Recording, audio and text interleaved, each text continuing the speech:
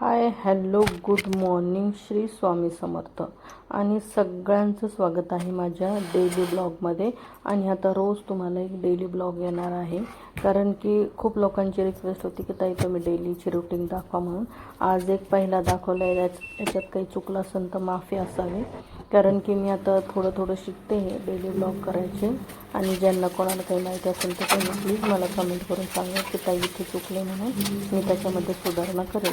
आणि माझे जर तुम्हाला डेली ब्लॉग बघायला आवडत असेल तर प्लीज कमेंट करा, लाईक करा आणि सबस्क्राईब करा. माझं कुठं काही चुकलं असेल तर प्लीज मला कमेंट करून सांगा, कारण मी पहिल्यांदाच अशा डेली ब्लॉग टाकते आणि याच्यामध्ये काही सुधारणा जर करायचं असेल तर तेही सांगा.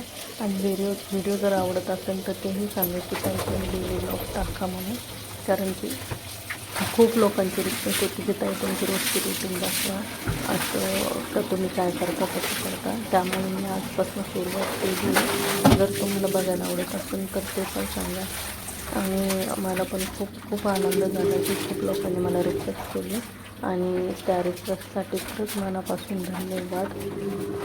आता जितकं होईल तितकं मी प्रयत्न तर करतेच आहे की माझ्याकडनं किती चांगलं होईल, किती बेटर होईल आणि तुमच्यासाठी मी काय करू शकते हे मी प्रयत्न करते.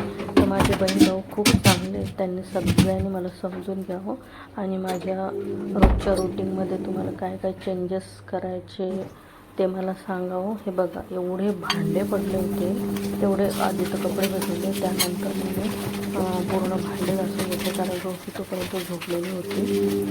श्रीचा डब्बा पण द्यायचा होता, डब्याला मी बनवून द्यायचे थालीपीठ आणि दही त्याला दिलं डब्याला. पटापट भांडे घासून घेतले.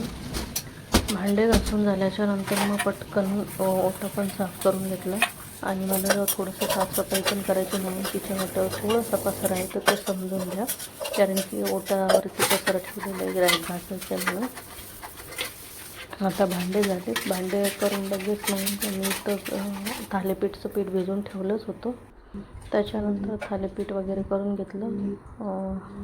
मुलाचा डब्बा दिला, त्याने डब्बा घेतल्याच्यानंतर सकाळची वेळ होती की 8:15 ते 10पर्यंतचं रुटीन होतं माझं. आणि तुम्हाला माझं रुटीन आवडलं असेल तर खरंच मनापासून थँक्यू आधीच म्हणते तुम्हाला, कारण की तुमच्या कमेंट जेव्हा येते तेव्हा आणि तुम्ही माझा जर ब्लॉग खरं बघितला असेल तर माझ्यासाठी खूप छान असेल. हे बघा, असे थालीपीठ बनवले होते. तो कोणी थालीपीठ बनवले, मी हातावरतीच बनवते थालीपीठ. आणि त्याच्यानंतर मग त्याला तुपामध्ये घातलं, कारण की थोडंसं त्याच्यामध्ये पीठ जड असतात पचायला, म्हणून तुपात घातले होते दही आणि थालीपीठ. आजचा मुलाचा डब्बा होता आणि असा डब्बा घेऊन तो गेला. आणि आता पुन्हा भेटते दुसऱ्या ब्लॉगमध्ये. तोपर्यंत बाय, श्री स्वामी समर्थ. पुन्हा भेटते.